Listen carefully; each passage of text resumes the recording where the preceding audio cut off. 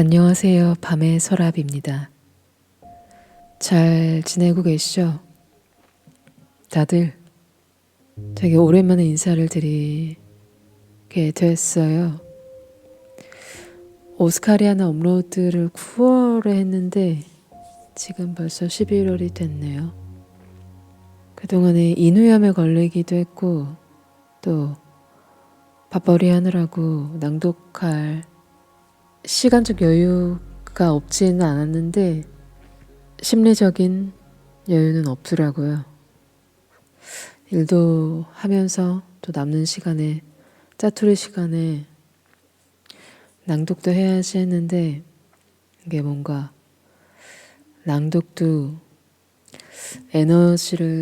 비축된 에너지를 소비해야 되는 어떤 집중해야 되는 행위인 거는 분명한 것 같아요. 게다가 또 일이라는 거, 밥벌이라는 거에 무게감이 커서 좀 짜투리 시간에는 널브러지게 되더라고요. 어쨌든 오늘은 단편소설 낭독할 건데요. 리처드 포드라는 작가의 사각지대입니다.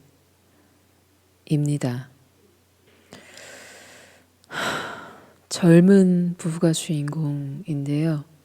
줄거리는 굉장히 단순한데 현재 시간으로 끌고 온다면 단 몇 분에 불과할 것 같거든요. 근데 이 되게 짧은 시간 속에 담겨져 있는 어떤 삶의 풍경이 그 해가 넘어가기 직전 저도 그때를 참 좋아하는데 그때의 풍경과 잘 어우러지고 있어요. 어둡지만 좀 울적하지만 아름답게 묘사하고 있는 소설입니다. 주인공 이름이 스티븐인데 이 스티븐의 생각과 심리를 따라가다 보면 나도 모르게 이미 어둠을 맞이하게 되거든요. 상황 자체도 어두워져 버리게 되는데 지금 이맘때 초겨울이라고 하기엔 11월이라고 하기엔 너무 따뜻하지만 가을에서 겨울로 넘어가는 이맘때 읽어봄직한 분위기의 소설인 것 같아요. 근데 개운하지는 않으실 수도 있을 것 같긴 하네요. 그럼 저는 이만 말을 거두고 다음 책으로 돌아오겠습니다. 감기 조심하시고 들으면서 주무세요.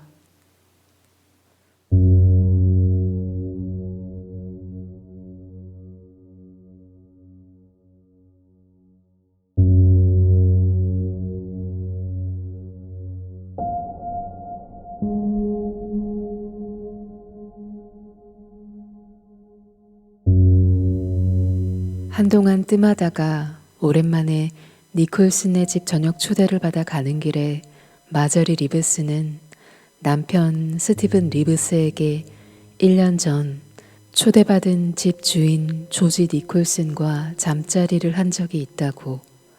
하지만 지금은 다 지난 일이므로 남편 스티븐이 이 일로 이성을 잃지 말고 잘 지내길 바란다고 말했다. 이 이야기를 할 때쯤 이들이 탄 차는 퀘이커 브릿지 도로를 따라가고 있었다. 퍼킨스 그레이트 우주 도로가 끝나면서 시작된 이 길은 셰니프쉿 저수지 변으로 들어서고 있었다. 늦은 봄, 땅거미가 내리고 있는 저수지는 어둑어둑 그늘져 있고 고요한 거울 같았다. 도로 오른편에는 파릇파릇한 잎이 돋아있는 너도밤나무와 오리나무 묘목 등 어린 나무들이 빽빽하게 들어서 있고 땅바닥은 축축하게 습기를 머금어 케이크 같았다. 몰기가 많은 저지대에서는 청개구리들이 꽥꽥거리고 있었다. 애플 오처드 도로로 접어들려면 아직 1.5km 남짓 남았다. 스티븐은 이 이야기를 듣고서 일단 사실을 제대로 정리할 수 있도록 조심조심 핸들을 꺾어 퀘이커 브릿지 도로 옆 풀이 우거진 축축한 갓길로 빠졌다. 이들은 매우 젊었다. 스티븐 리브스는 28살이고 마저리 리브스는 그보다 1살 어렸다. 두 사람은 부유하진 않지만 지금까지 운이 좋았다. 패커드 웰스 회사에 근무하는 스티븐은 자동차 산업에 쓰이는 조립식 공정 중 다소 작은 교차 지점의 조금 큰 구간, 그 안에 있는 더 작은 구간을 담당하고 있었다. 이 지점에서는 고분자 결합식에 어떤 식으로든 갑작스런 변화가 생기면, 아니, 변화가 생긴다는 소문만 돌아도 결정적인 수요 패턴이 뒤집힐 수 있으며 그 결과 고객이 괜찮다고 느끼는 범위와 결정 기준에 영향을 미칠 수 있었다. 그가 하는 일은 복잡하고 난해한 석유화학 산업 간행물을 열심히 들여다보고 기술 세미나에 참석하며 비행기를 타고 판매회사 회의에 참석하고 그런 다음 상사를 위해 상세한 상황 보고서를 작성하며 늘 시장 상황을 주시하는 일이다.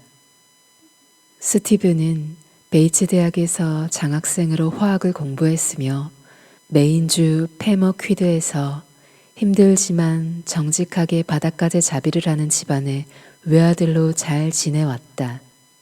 패커드 웰스 회사에 있는 상사들은 스티븐을 좋아했고 그에게서 자기들 모습을 보았으며 또한 자기들한테 결코 없는 특징들, 구체적으로 금발머리, 호리호리한 체격, 남의 말을 고지고대로 믿어 잘 속지만 신중함과 창의성, 철저하고 다부진 강인함으로 지탱해 나가는 풋내기 청년의 모습도 보았다. 스티븐은 똑똑하며 첫 직장인 이 회사에서 7년 차에 접어들었다. 스티븐과 마저리는 결혼한 지 2년이 되었고 아이는 없었다. 이 차는 지지난 크리스마스 때 보너스로 받았다.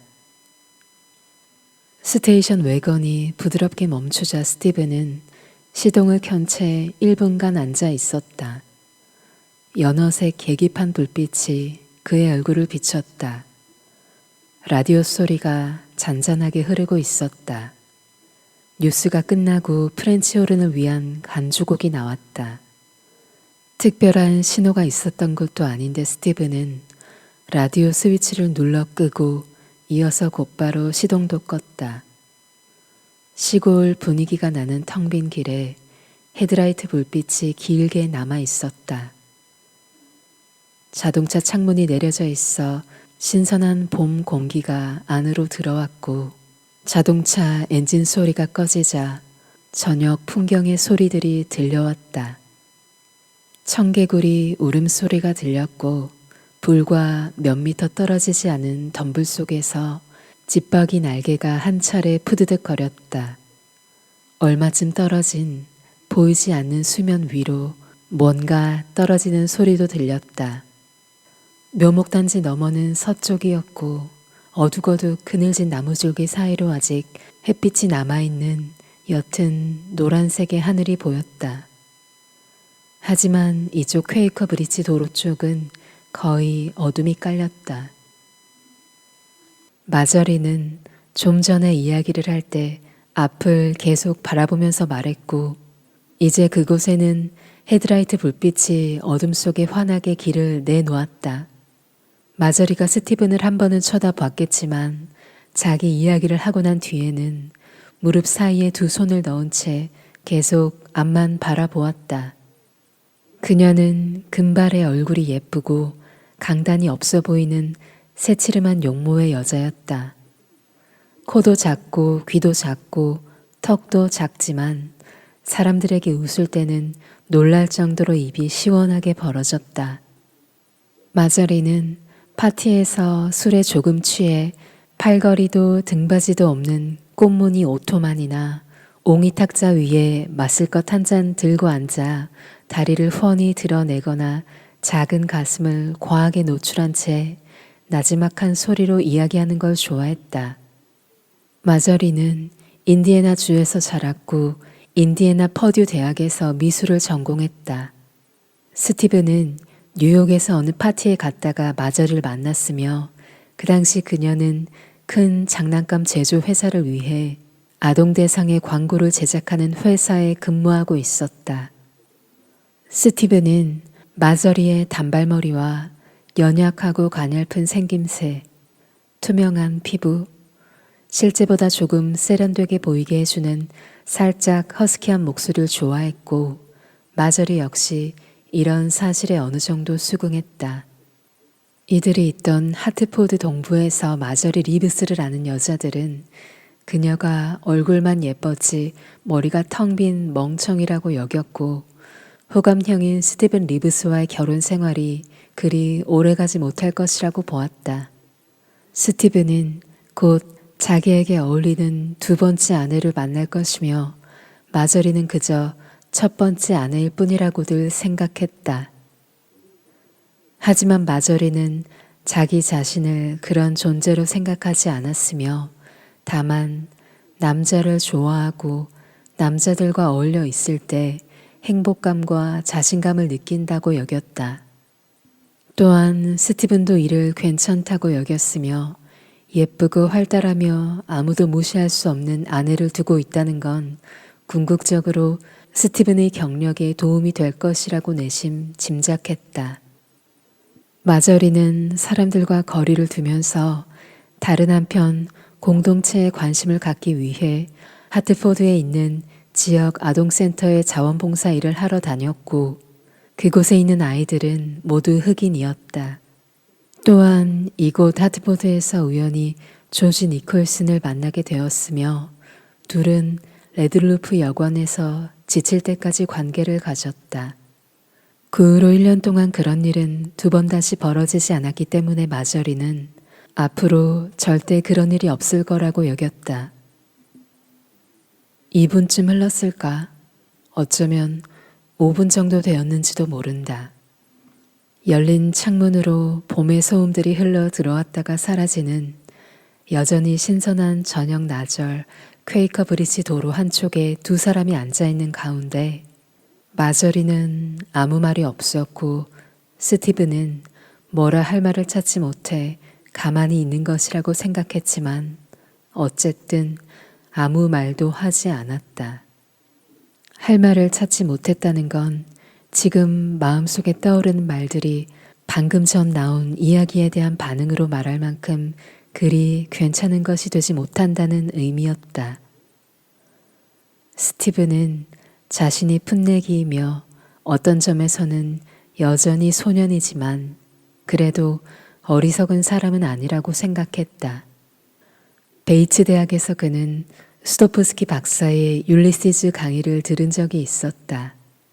강의를 듣고 난 뒤 아이러니와 유머의 의미를 깨달았으며 참된 지식은 영적인 과정이며 탐구 과정이지 메마른 사실을 쌓아 저장하는 것이 아니라는 확신을 얻었다. 이는 오로지 실천 속에서만 온전하게 경험할 수 있는 자유와 같은 것이었다. 스티브는 하키 시합을 하기도 했는데 지식과 공격성은 미묘하면서도 놀라운 흔치 않은 조합이라고 여겼다. 그는 패커드 웰스에서 지식과 공격성 이 두 가지를 모두 실행에 옮기고자 했다.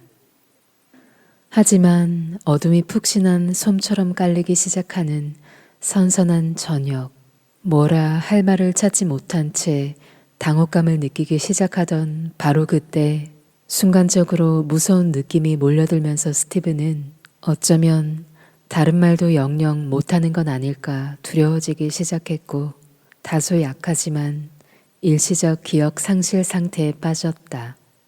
아니, 그런 상태에 빠진 건 아닐지라도 서서히 그런 상태로 접어들고 있었다. 그것은 그 순간 무언가가 원인이 되어 그를 현실에서 떼어놓고 현재 순간으로부터 점차 멀어지게 할 것 같은 두려움. 사실상 제정신을 잃고 미쳐서 마침내 침팬지처럼 뜻모를 말을 중얼거리는 지경에 가지 않을까 하는 두려움. 또는 옆으로 스르르 쓰러져 푹신한 자동차 문에 기댄 채 오래, 아주 오래 몇 달씩이나 아무 말도 하지 못한 채 오로지 약의 도움을 빌어 암호문 같은 알쏭달쏭한 간단한 말 몇 마디만 겨우 말하다가 결국은 다마리스코타에 있는 어머니 가족들의 보살핌을 받아야 하는 건 아닐까 하는 두려움의 상태였다. 정말 끔찍한 두려움이었다. 그리하여 스티븐은 이런 일이 일어나지 않도록 그의 삶과 멀쩡한 정신을 구해낼 수 있도록 불쑥 한마디를 내뱉었다.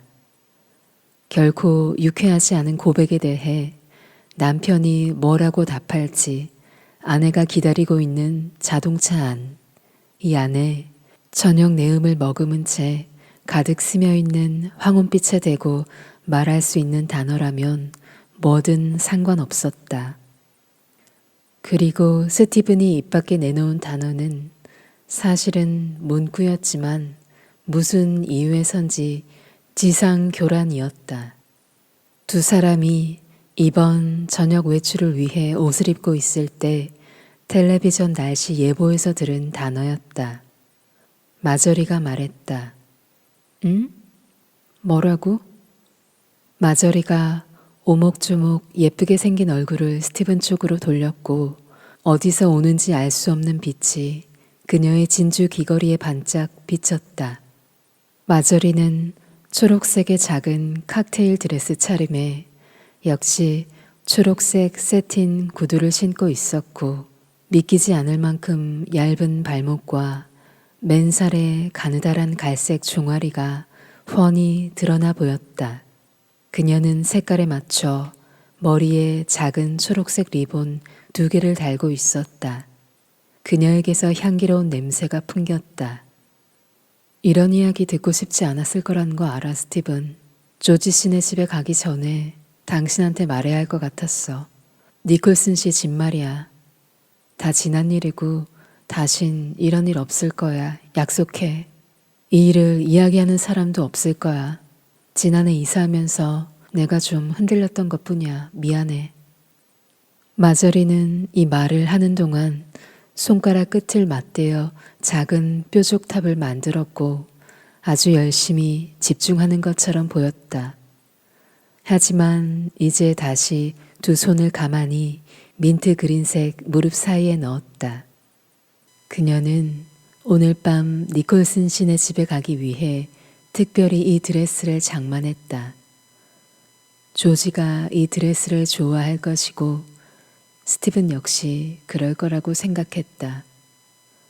마저리는 고개를 돌려 창밖을 보면서 가늘게 그러나 옆에서 느낄 수 있을 정도로 한숨을 내쉬었다. 때마침 헤드라이트 불빛이 자동으로 꺼졌다. 조지 니콜슨은 덩치가 크고 스쿼시를 즐기며 가슴팍이 듬직하고 팔에 털이 부슬부슬 나 있는 예일 변호사였으며 에식스 외곽에서 자기 소유의 요트 힌클리 61을 타며 50살부턴 고액 수임료를 받는 하트포드 소송일에서 물러나 승부를 다투는 라켓 경기와 시니어 스키에 더 많은 시간을 쏟기 시작했다. 조지는 스티븐이 다니는 회사 중력 중 한 명과 대학 시절 룸메이트이며 스티븐과 마저리가 결혼 직후 이 지역으로 옮겨왔을 때 두 사람을 아들, 딸로 삼았다. 마저리는 코네티컷에 와서 처음 6개월 동안 토요일마다 조지의 부인 패시와 함께 교회 중고품 할인점에서 자원봉사를 했다. 조지 니콜슨은 메인주 마티니커스 외곽에서 나이가 많고 강인한 뱃사람과 함께 깊은 바다에 바다까지 올가매를 끌어올리던 기억에 남는 여름 이야기를 스티븐에게 들려주었다. 그 후 조지는 뱃사람 생활을 한 적이 있었고 팔뚝에 희미하게 남은 닷과 공과 체인 문신을 뽐내며 자랑했다. 그렇지만 그 후에는 스티븐의 아내와 관계를 가졌다. 조용한 차 안, 여전히 앞만 바라보는 마저리 옆에 앉아있는 동안 스티븐은 아무 의미 없는 말일지라도 뭔가 말을 하고 나니 비록 울적하고 기분이 가라앉긴 해도 어떤 안도감을 느꼈다. 되살아난 그의 의식 속에서는 두 가지 생각이 서로 다투기 시작했다. 그중 한 가지는 스티븐이 생각하는 조지 니콜슨의 모습에서 비롯된 것이다. 스티븐은 조지 니콜슨이 허풍쟁이이긴 해도 단호한 사람이라서 자기 앞에 장애물이 거치적거리는 걸 용납하지 않음으로써 많은 돈을 벌었다고 여겼다. 스티븐은 조지 생각을 할 때면 그가 들려준 마티니커스 이야기가 떠오르면서 스티븐과 그의 아버지가 모니건으로 향하는 도중 어딘가에서 올가미를 끌어올리던 장면이 마음속에 펼쳐졌다. 미끼에서 풍기는 악취, 늦은 봄 요동치는 바다, 저 멀리 단단한 물가에 나무가 늘어선 풍경이 안개 사이로 겨우 모습을 드러내는 단조로움에서 위안을 받던 일이 되살아났다. 이런 고리를 따라 생각이 맴돌다 보면 늘 스티븐의 마음속엔 조지 니콜슨을 향한 존경심이 희미하게 솟아났고 모든 게 밝혀진 이 시점에도 설명하긴 힘들지만 여전히 조지를 좋아하고 있다는 생각이 들었다. 또 다른 생각 하나가 이에 맞서고 있었다. 마저리는 당혹스런 사실을 털어놓는 버릇이 있었고 스티븐은 그 내용이 알고 보면 사실이 아니라고 믿었다.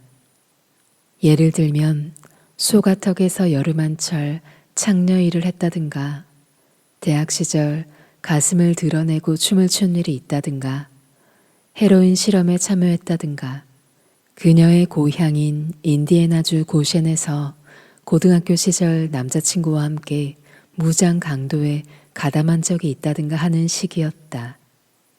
이런 식의 꾸며낸 이야기를 할 때 마저리는 모든 게 사실인 것처럼 점점 심란한 모습을 보이면서 고개를 젓곤 했다. 그리고 이제 스티븐은 이 모든 이야기들이 사실일지 모른다고 딱히 생각하는 것도 아니면서 자기가 아내를 전혀 몰랐다는 생각이 들었다. 또한 자기가 신뢰하는 친밀한 결혼 상대일지라도 다른 누군가를 안다는 생각 자체는 비록 하나의 관념으로 어딘가 존재했었기 때문에 전적으로 거짓말은 아니더라도 시대착오적이며 더 이상 지금은 불행히도 지나가버린 다른 시대의 속성이라는 것도 깨달았다.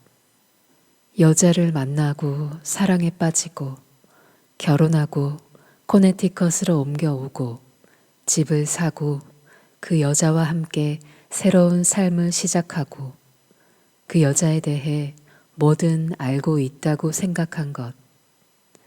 이 가운데 마지막 대목은 결국 완전히 허구였고 그 때문에 다른 모든 것도 하나의 농담이 되고 말았다. 스티븐이 마저리를 정말 알지 못한다고 해도 차라리 마저리가 한때 창녀였다든가 세븐일레븐스를 털고 사람들에게 총을 쐈다든가 하는 게 더 나았을지도 모른다. 게다가 지금 스티븐 옆자리에서 그가 아무 생각도 하지 못할 것이라고 여기면서 앉아있는 마저리에게 이런 이야기를 조금 비친다고 해도 그녀는 무슨 이야기인지 한마디도 이해하지 못하거나 아니면 그저 그래, 괜찮아 라고 말할 것이다. 스티븐 리브스가 생각하기에 사람들은 결론적인 말을 할 때 돈에 대해서 이야기하지 않는다. 사람들은 이런 것의 진정한 의미에 대해 전혀 알지 못했던 이런 종류의 일에 대해 이야기한다. 돈 문제, 즉 돈을 잃고 돈을 얻고 돈을 쓰고 돈을 모으는 것. 이 모든 것은 지금 벌어지는 일을 잘 보여주는 상징이긴 해도 어디까지나 상징일 뿐이다. 이 순간 스테이션 외건에 앉아있는 두 사람 앞쪽 저편 커브길에서 자동차 불빛이 돌아 나왔다. 침묵을 지키며 앞을 응시하고 있는 두 사람의 흰 얼굴이 빛 속에 모습을 드러냈다. 또한 저수지 물가에서 숲 쪽으로 막 건너가려던 미국 너구리 한 마리도 모습을 드러냈다. 자동차는 생각보다 빨리 달렸다. 너구리는 잠시 멈춰서 다가오는 불빛을 응시하더니 안전한 반대편 차선으로 계속 나아갔다. 하지만 다시 고개를 들고 바라보던 너구리는 스티븐과 마저리의 차가 어둑어둑한 저녁에 소리 없이 길가에 가만히 서 있는 것을 보았다. 그리고는 이 차를 보고 나서 지금 가고 있는 차선보다는 조금 전에 가던 차선이 훨씬 낫겠다고 판단했는지 방향을 틀어 저수지의 시원한 물가를 향해 다시 빠르게 퀘이커 브릿지 도로를 건너갔다. 이 때문에 결국 자동차가 덜커덕 너구리를 치고는 차체가 휙 기울더니 빙그르르 돌아 반대편 갓길에 가서 멈췄다. 사실 자동차는 고물 픽업 트럭이었다.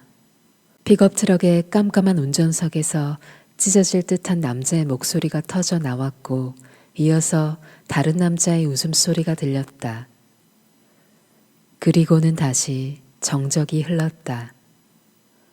너구리는 리브스 부부 차 앞쪽 20m쯤 되는 도로 위에 쓰러져 있었다. 발버둥 치는 기색도 없었다. 그저 거기 가만히 있었다. 스티븐은 무슨 말을 해야 할지 방금 전만큼 당혹스럽진 않았지만 그래도 아무 말 하지 않았다. 미동조차 없는 너구리의 시체를 그저 물끄러미 바라보기만 하는 그의 눈빛에서는 안도감이 느껴졌다. 그냥 보고 있을 수만은 없잖아. 마저리가 말했다. 앞 유리창으로 너구리를 자세히 보기라도 하는 듯이 그녀는 몸을 앞으로 조금 숙이고 있었다.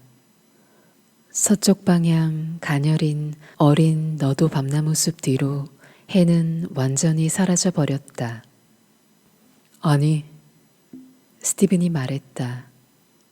마저리가 중대한 이야기를 꺼낸 뒤 그리고 그들을 태운 차가 저녁 식사를 초대한 집 쪽으로 향하다가 멈춰선 이후 스티븐조차도 책임지지 못하는 아리송한 말을 내뱉은 것 말고는 그의 입에서 처음 나온 말이었다.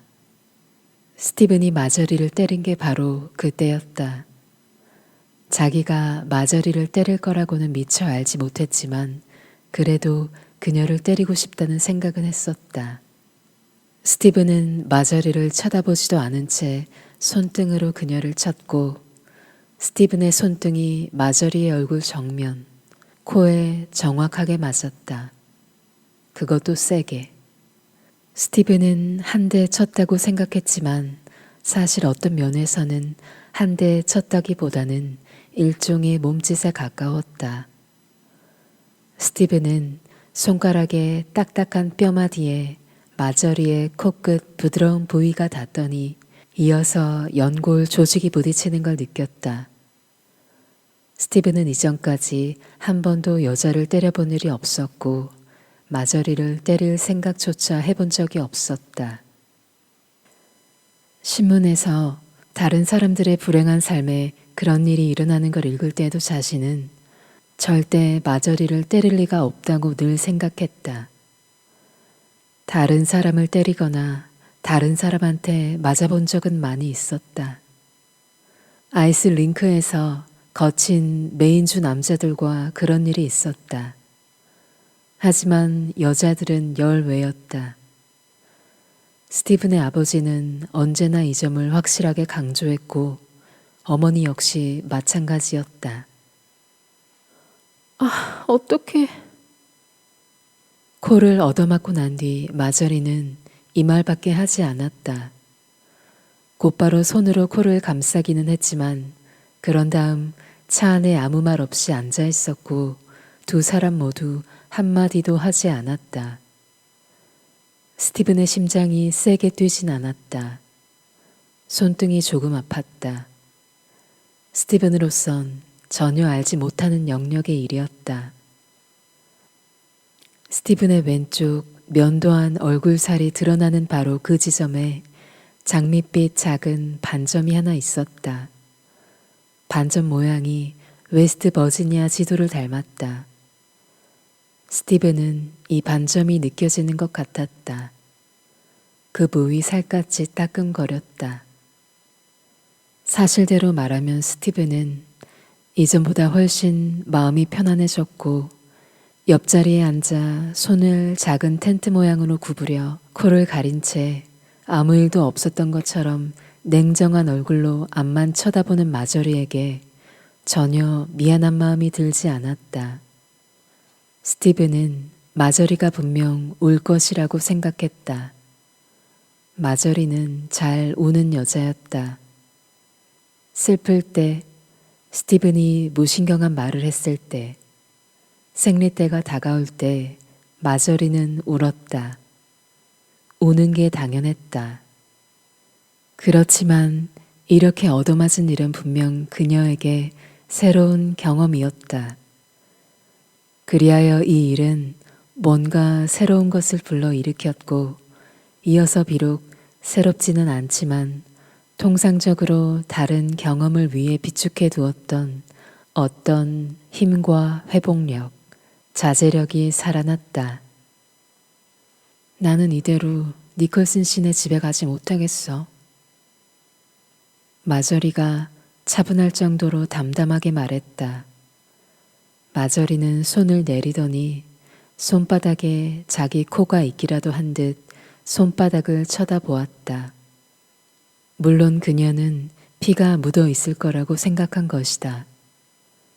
마저리의 숨소리에서 코가 막힌 것 같은 소리가 나더니 그녀의 입으로 공기가 터져 나왔다. 그런데도 마저리는 울지 않았다. 그 순간 스티븐은 자기가 정말로 그녀를 때린 게 맞는가 하는 느낌마저 들었다. 정말로 마음속에 그런 생각이 들진 않았더라도 아마 아무 권한 없는 하나의 몸짓으로 그렇게 느꼈을 것이다. 하지만 지금 스티븐은 비본질적이고 잘못된 세세한 사항들 속에서 허우적거리지 않고 가장 중요한 사항으로 곧장 넘어가고 싶었다. 어느 너저분한 모텔에서 두 사람이 구체적으로 무엇을 어떻게 했는가 하는 시시콜콜한 이야기에 대해서도 조지 니콜슨에 대해서도 스티븐은 아무 관심이 없었기 때문이다. 마저리는 스티븐을 버리고 조지 니콜슨이든 그 비슷한 누구에게든 가지 않을 것이다. 또한 조지 니콜슨이나 힌클리 요트를 타면서 돈을 펑펑 쓰는 그런 부류의 남자들이 마저리같이 시시한 작은 여자 때문에 모든 걸 던지지는 않는다. 스티븐은 마저리의 코에 대해 생각했다.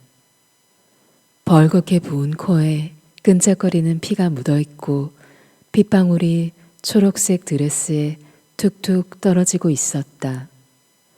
코가 부러지지는 않았을 것이라고 여겼다. 코는 모양이 제대로 서 있었다. 물론 차에 전화는 있었다. 파티에 참석한 사람에게 전화를 할 수도 있었다. 스티븐은 커브길처럼 굽은 자동차 진입로 너머로 환하게 불을 밝힌 채 길게 펼쳐진 거대한 니콜슨 씬의 흰색 집을 머릿속으로 그렸다. 특이하게 생긴 느릅나무가 잘 보존되어 있고 각광이 밝혀져 있으며 시합이 벌어지고 나는 테니스 코트에 불이 약하게 밝혀져 있을 것이다. 한편에 온수 풀장이 있으며 어두운 잔디밭 저편에는 지나가는 사람의 발에 거치적거리게 걸리는 헨리 무어 조각상이 있을 것이다. 스티븐은 조지 니콜슨 말고 다른 누군가에게 마저리가 아파서 도중에 길가에서 토했다고 이야기하는 상상을 했다. 하지만 세세한 사항에는 정당한 것도 있었다. 마저리에게 확인받아야 할 사항이었다. 미안하다고 생각해? 스티븐은 마저리가 미안하다는 말을 이미 했다는 걸 잊어버렸다. 이 일이 둘의 미래에 어떤 관계가 있는 거야? 이 두 가지는 세세한 사항이지만 중요한 의미를 지녔다. 픽업 트럭에 치여 꼼짝하지 않은 채 거의 깜깜해진 어둠 속에 하나의 덩어리처럼 누워있던 미국 너구리가 놀랍게도 다시 살아났고 지금은 몸뚱이와 쓸모없어진 뒷다리를 힘겹게 질질 끌면서 퀘이커 브릿지 도로를 벗어나 풀밭 갓길로 접어들더니 저수지 주변에 있는 덤불 속으로 들어갔다. 아, 제발. 마저리는 이렇게 말하면서 다친 코를 다시 손으로 감쌌다. 힘겹게 몸을 끌고 가는 미국 너구리의 모습을 보고는 고개를 돌렸다. 당신은 미안하지도 않아? 스티븐이 말했다. 마저리가 말했다. 손으로 여전히 코를 감싸고 있긴 했지만 그런 사실을 전혀 의식하지 못하는 것 같았다. 아마 통증이 어느 정도 가신 모양이라고 스티븐은 생각했다. 심하게 다치지 않은 것이다. 그러니까 내 말은 미안하지 않다는 뜻이야. 마저리가 말했다. 스티븐은 마저리를 한 대 더 때리고 싶었고 이번에는 귀싸대기를 올리고 싶었지만 그러지 않았다. 왜 때리지 않았는지 이유는 확실하지 않았다. 아무도 이유를 모를 것이다. 그래? 그게 무슨 소리야? 스티븐이 말했다. 그는 처음으로 화가 머리끝까지 치밀었다. 지금까지 살아오면서 가장 화가 났던 경우는 그가 하는 행동마다 전부 잘못되어 더 이상 어떤 옳은 행동도 선택할 수 없는 상황에 놓였을 때였다. 지금이 그런 상황인 것 같았다. 그게 무슨 소리야? 스티븐이 화난 소리로 다시 말했다. 그는 이대로 마저리를 니콜슨 씨네 집으로 데려가야 한다고 생각했다. 코가 퉁퉁 부어오른 채로 입에는 피를 묻히고 콧구멍을 틀어 막은 채 데려가서 그녀 혼자 일을 수습하게 해야 한다고 생각했다. 아니면 그녀가 계속 차 안에 앉아있도록 내버려 둘 수도 있고 그것도 아니면 집까지 18km를 걸어가게 내버려 둘 수도 있다. 어쩌면 조지가 와서 마저리를 자기 차에 태워갈지도 모른다. 물론 이 모든 게 그저 생각뿐이었다. 그게 무슨 소리야? 스티븐이 세 번째로 물었다. 그는 이 말에 아무 소득 없는 궁금증에 매달렸다. 당신에게 처음 얘기를 꺼낼 땐 미안했어. 마저리가 아주 차분하게 말했다. 코를 감싸고 있던 손을 무릎으로 내렸다. 그녀의 머리에 꽂혀있던 작은 초록색 리본이 맨살을 드러낸 어깨 위에 떨어져 있었다. 아주 많이 미안했던 건 아니고 다만 내가 당신한테 말해야 한다는 사실 때문에 미안했을 뿐이야. 그리고 내가 당신한테 얘기하고 당신이 내 얼굴을 때린 지금, 그리고 어쩌면 내 코가 부러졌을지도 모르는 지금에 와서 나는 그것 말곤 아무것도 미안하지 않아. 비록 당신과 결혼한 게 유감스럽긴 하지만 그 문제는 내가 가능한 한 빨리 바로잡을 거야. 마저리는 여전히 울지 않았다. 그러니까 이제 당신 안에 조금이라도 선한 마음이 남아있다는 표시로 차에서 내려 저기로 가. 가서 저 빌어먹을 무식한 농꾼들이 망할 놈의 픽업 트럭으로 불구를 만들어버린 저 상처 입은 불쌍한 동물한테 도움이 될 만한 일을 해줬으면 좋겠어. 저 쓰레기같이 타락한 하등 인간 종자들이 그저 바라보면서 껄껄 웃고 있는 저 저 불쌍한 동물한테 가보란 말이야. 그렇게 할 수 있어, 스티븐? 그 정도는 할 수 있는 거야? 마저리는 코로 숨을 크게 들이마시고는 짧고 깊게 절망스런 신음소리를 내뱉었다. 코가 막혀서 코맹맹이 소리가 심해지고 중서부 억양이 강해진 것 같았다. 때려서 미안해. 스티븐 리브스는 이렇게 말한 뒤 차문을 열고 조용한 도로에 발을 내려놓았다. 알아. 마저리가 아무 감정도 없는 소리로 말했다. 당신이 더 미안하겠지. 스티븐은 황갈색 정장 차림으로 이 텅 빈 도로를 따라 걸어가 차에 치인 미국 너구리가 도로변으로 튕겨 나간 곳까지 갔지만 그곳엔 아무것도 없었다.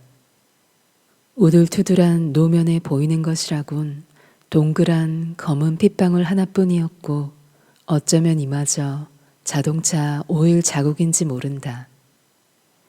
미국 너구리는 보이지 않았다. 마지막 야생성을 붙들고 있던 미국 너구리. 이 생각 없는 의지는 있는 힘을 다해 자기가 죽을 덤불까지 몸을 끌고 간 것이다. 스티븐은 저 아래 덤불과 나무딸기 숲이 저수지와 도로의 경계선 역할을 하고 있는 지대, 나무줄기가 얽혀있는 어두운 유폐구역 안을 자세히 들여다보았다. 그곳은 고요한 정적뿐이었다.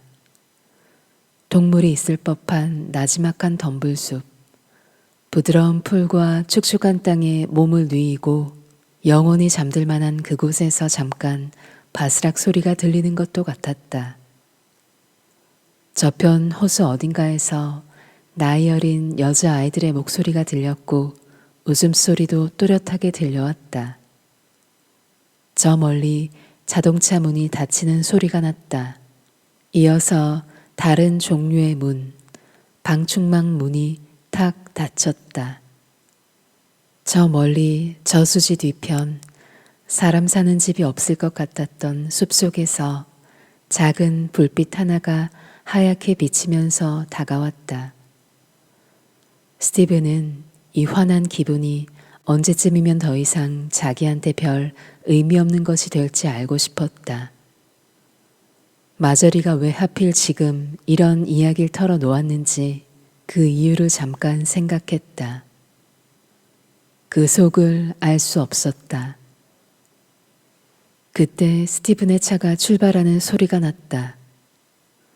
소음 장치가 장착된 메르세데스 디젤 엔진의 부르릉 소리.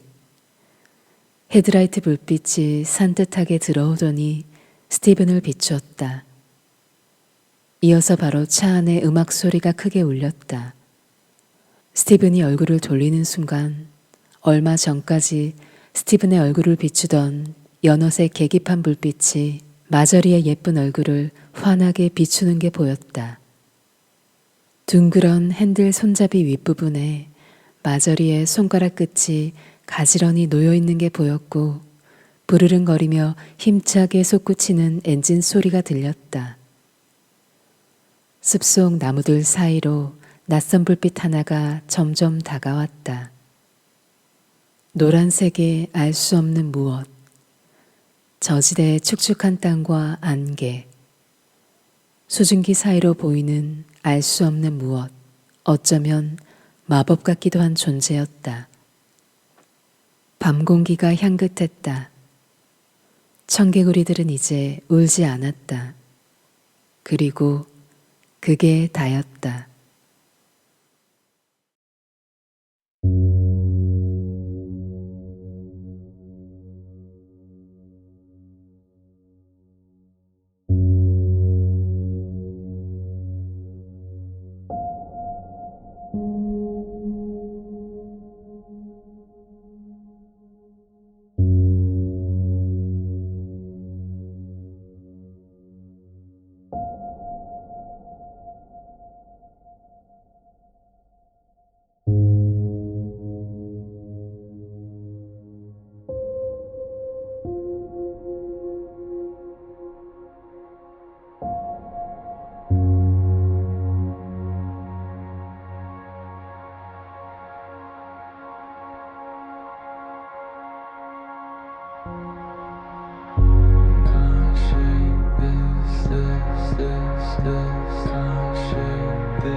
nothing's wasted.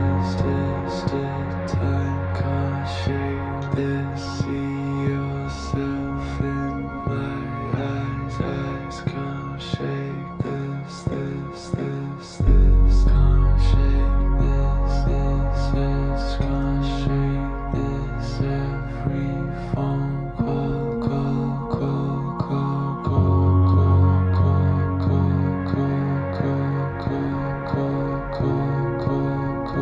I saw you, I saw you, can't shake this, can't shake this, my secret mind,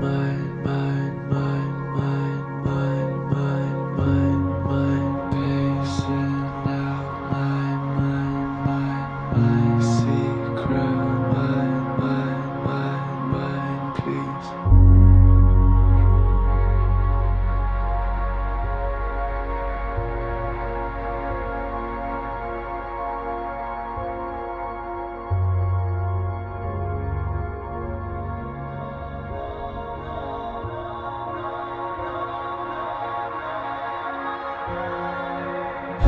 Can't shake this, can't shake this. Please be okay, please.